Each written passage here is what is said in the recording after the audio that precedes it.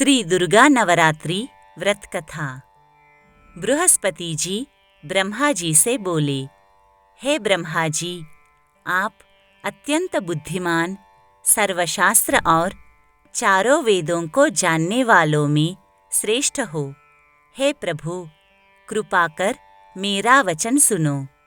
चैत्र, आश्विन, माघ और आषाढ़ मास के शुक्ल पक्ष में नवरात्र का व्रत और उत्सव क्यों किया जाता है? हे भगवान, इस व्रत का क्या फल है? किस प्रकार करना उचित है? और पहले इस व्रत को किसने किया? ये सब आप मुझसे सविस्तार कहिए।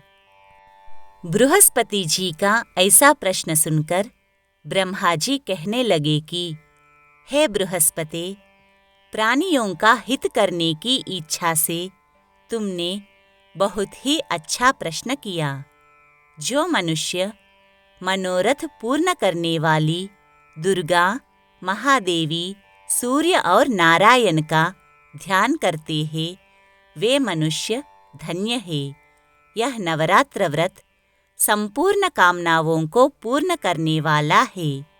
इसके करने से पुत्र चाहने वाले को पुत्र, धन चाहने वाले को धन, विद्या चाहने वाले को विद्या और सुख चाहने वाले को सुख मिलता है। इस व्रत को करने से रोगी मनुष्य का रोग दूर हो जाता है और कारागार में पड़ा हुआ मनुष्य बंधन से छूट जाता है। मनुष्य की तमाम विपत्तियां दूर हो जाती है और उसके घर में संपूर्ण संपत्तियां आकर उपस्थित हो जाती है। समस्त पापों को दूर करने वाले इस व्रत के करने से ऐसा कौन सा मनोरथ है जो सिद्ध नहीं हो सकता?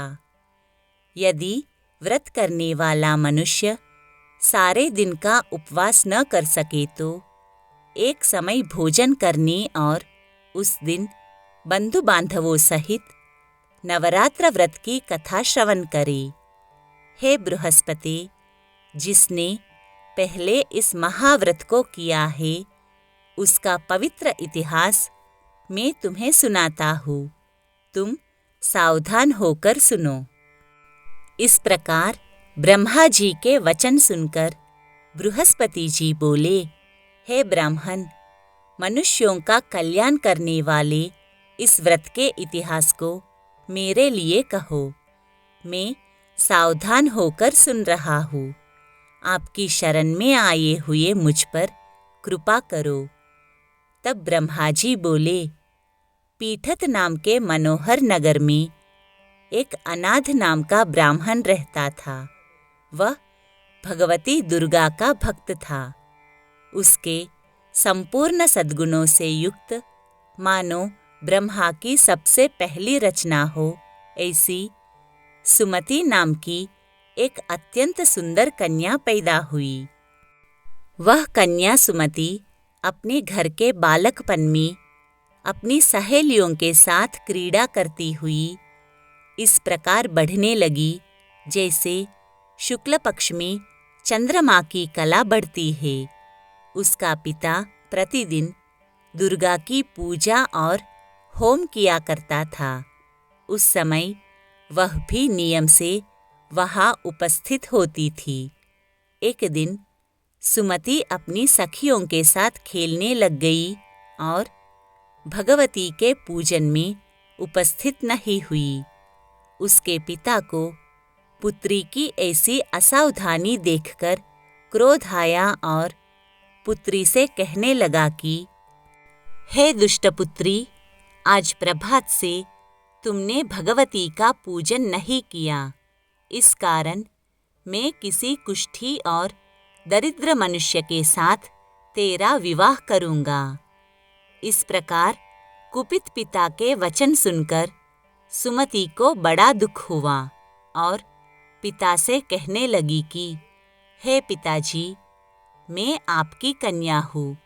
मैं सब तरह से आपके अधीन हूँ। जैसी आपकी इच्छा हो मेरा विवाह कर सकते हो। होगा वही जो मेरे भाग्य में लिखा है। मेरा तो इस पर पूर्ण विश्वास है। मनुष्य न जाने कितने मनोरथों का चिंतन करता है, पर होता वही है जो भाग्य में विधाता ने लिखा है। इस सृष्टि में कर्म व्यवस्था है और हर प्राणी काल, कर्म तथा स्वभाव के वश में रहता है। जो जैसा करता है उसको फल भी उस कर्म के अनुसार ही मिलता है, क्योंकि कर्म करना मनुष्य के अधीन है। वह कर्म धर्म का ही अधिकारी है, पर फल देव के अधीन है। जैसे अग्नि में पड़े हुए तृणादि उसको अधिक प्रदीप्त कर देते हैं, उसी तरह अपनी कन्या के ऐसे निर्भयता से कहे हुए वचन सुनकर उस ब्राह्मण को और अधिक क्रोध आया। तब उसने अपनी कन्या का एक कुष्ठी के साथ विवाह कर दिया और अत्यंत क्रुद्ध होकर पुत्री से कहने लगा कि जाओ जाओ, जल्दी जाओ, अपने कर्म का फल भोगो। देखे केवल भाग्य भरोसे पर रहकर क्या करती हो। इस प्रकार से कहे हुए पिता के कटु वचनों को सुनकर सुमति अपने मन में विचार करने लगी कि अहो, मेरा बड़ा दुर्भाग्य है जिससे मुझे ऐसा पति मिला। इस तरह अपने दुख का विचार करती हुई सुमति अपने पति के साथ वन में चली गई और भयानक वन में कुशायुक्त उस स्थान पर उन्होंने वह रात बड़े कष्ट से व्यतीत की। उस गरीब बालिका की ऐसी दशा देखकर भगवती पूर्व पुण्य के प्रभाव से प्रकट होकर सुमति से कहने लगी कि हे दीन ब्राह्मणी, मैं तुम पर प्रसन्न हूँ। तुम जो चाहो वरदान मांग सकती हो। मैं प्रसन्न होने पर मनवांछित फल देने वाली हूँ। इस प्रकार भगवती दुर्गा का वचन सुनकर ब्राह्मण पुत्री कहने लगी कि आप कौन है जो मुझ पर प्रसन्न हुई हो। यह सब मेरे लिए कहो और अपनी कृपा दृष्टि से मुझ दीन दासी को कृतार्थ करो। ब्राह्मणी का ऐसा वचन सुनकर देवी कहने लगी कि मैं आदिशक्ति हूँ और मैं ही ब्रह्मा, विद्या और सरस्वती हूँ। मैं प्रसन्न होने पर प्राणियों का दुख दूर कर उनको सुख प्रदान करती हूँ। हे ब्राह्मणी, मैं तुझ पर तेरे पूर्व जन्म के पुण्य के प्रभाव से प्रसन्न हूँ। मैं तुझे तेरे पूर्व जन्म का वृत्तांत सुनाती हूँ, सुन। तू पूर्व जन्म में निषाद की स्त्री थी और अति पतिव्रता थी। एक दिन तेरे पति निषाद ने चोरी की। चोरी करने के कारण तुम दोनों को सिपाहियों ने पकड़ लिया और ले जाकर जेल खाने में कैद कर दिया। उन लोगों ने तेरे और तेरे पति को भोजन नहीं दिया। इस प्रकार नवरात्र के दिनों में तुमने ना तो कुछ खाया और ना ही जल पिया। इसलिए 9 दिन तक नवरात्र का व्रत हो गया। हे ब्राह्मणी, उन दिनों में जो व्रत हुआ, उस व्रत के प्रभाव से प्रसन्न होकर मैं तुम्हें मनोवांछित वस्तु दे रही हूँ। तुम्हारी जो इच्छा हो सो मांगो। इस प्रकार दुर्गा जी के कहे हुए वचन सुनकर ब्राह्मणी बोली कि अगर आप मुझ पर प्रसन्न है तो हे दुर्गे, आपको प्रणाम करती हूँ। कृपा करके मेरे पति के कोढ़ को दूर करो। देवी कहने लगी कि उन दिनों में जो तुमने व्रत किया था, उस व्रत के 1 दिन का पुण्य अपने पति का कोढ़ दूर करने के लिए अर्पण करो। मेरे प्रभाव से तेरा पति कोढ़ से रहित और सोने के समान शरीर वाला हो जाएगा। इस प्रकार देवी का वचन सुनकर वह ब्राह्मणी बहुत प्रसन्न हुई और पति को निरोग करने की इच्छा से ठीक है ऐसे बोली। तब तक उसके पति का शरीर भगवती दुर्गा की कृपा से कुष्ठहीन होकर अति कांतियुक्त हो गया, जिसकी कांति के सामने चंद्रमा की कांति भी क्षीण हो जाती है।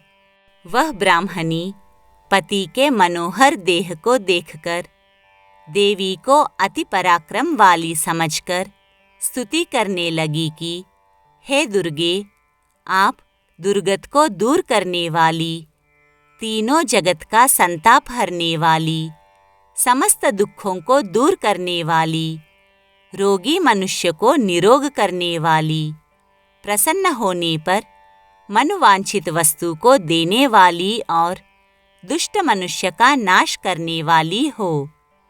तुम ही सारे जगत की माता और पिता हो। हे अम्बे, मुझ अपराध रहित अबला को मेरे पिता ने कुष्ठ रोगी के साथ विवाह कर मुझे घर से निकाल दिया।